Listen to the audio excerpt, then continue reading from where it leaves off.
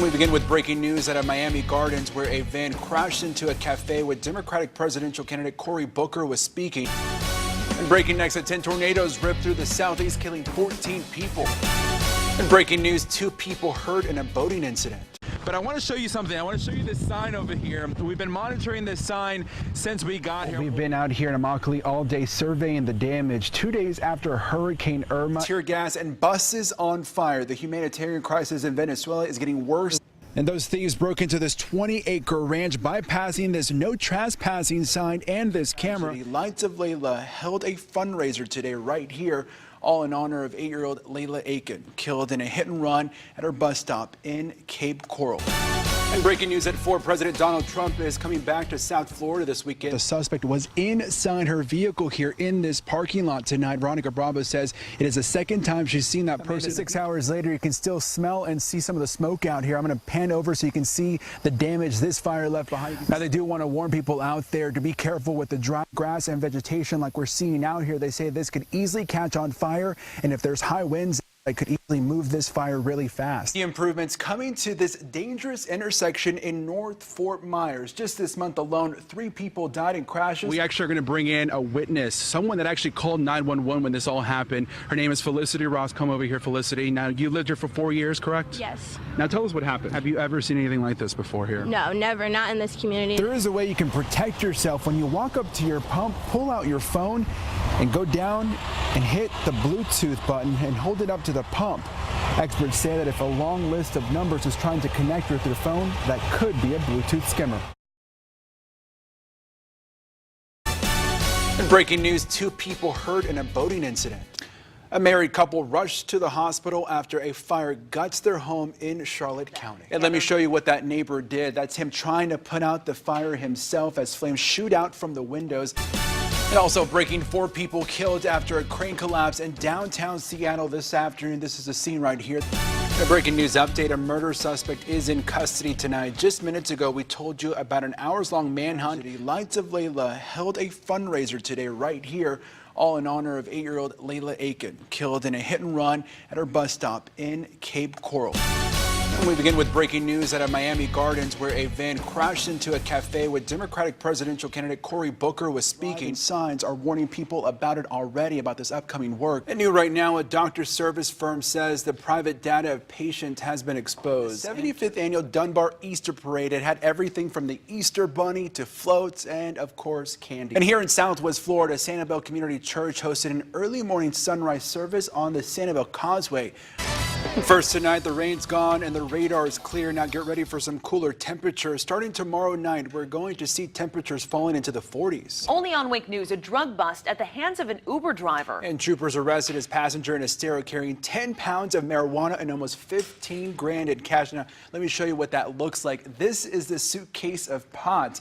Now, the Uber driver says the man put it in his trunk without telling him what was inside. Rescuers caught on camera saving 2 horses who fell into an icy pond. You can see the massive animals here, their heads just above water, each of them weighing more than 1,500 pounds. Investigators in Charlotte County are trying to solve a mystery. It comes after a body was found near a boat launch in Punta Gorda here. Let's show you where this is happening. The body was found this morning by a boater just south of Prairie Creek Bridge right here at Washington Loop Road. We've been out here in Immokalee all day surveying the damage 2 days after Hurricane Irma, and as night falls, most of the city still in the dark. Now, I want to show you some of the damage we've been observing. Take a look. This is a huge piece of tin roof that's been ripped off of an apartment complex not far from here. But the people of Immokalee say they need power and they need it now so they can get back to work. The impact from Irma was devastating in Immokalee.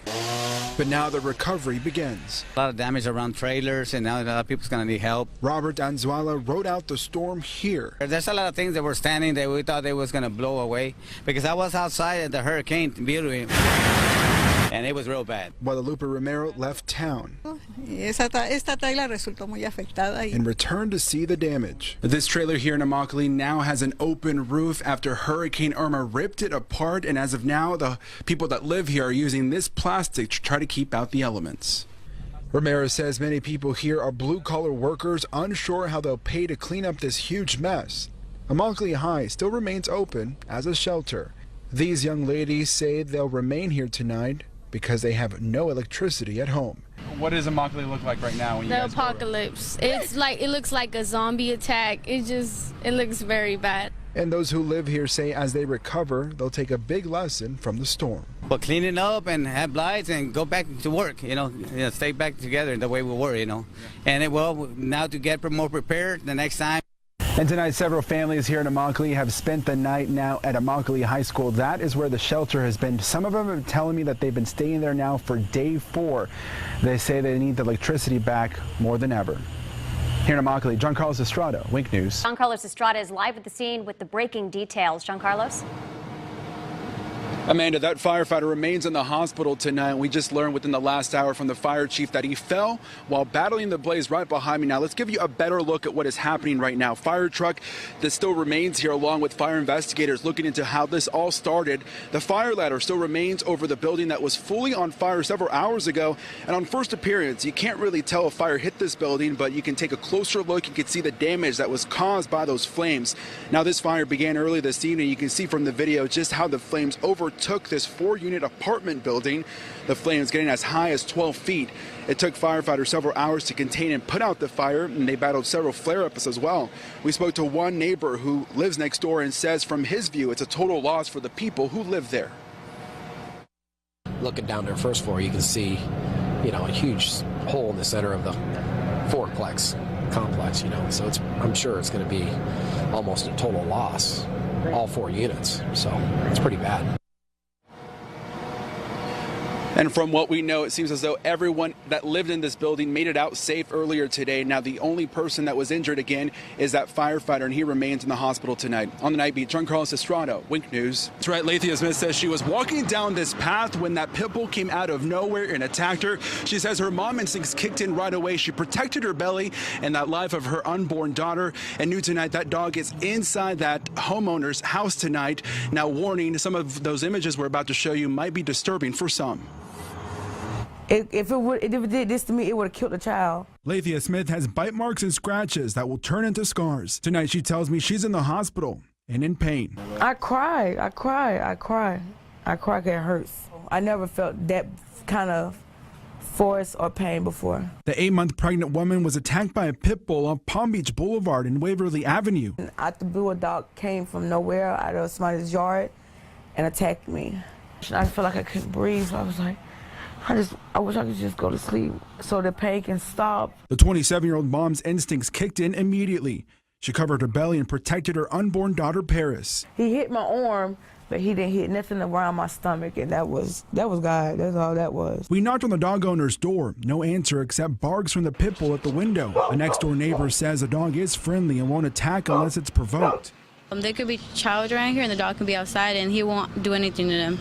He'll just stay in his own place. Smith says she wanted a pit bull as a pet, but after this experience, I wanted a little dog. But never. No, I've really changed. No, I don't want no dog. Smith says animal control called her to get the address where it happened. She says they plan on taking the dog, but she wants her bite marks and scratches to serve as a lesson for all dog owners out there.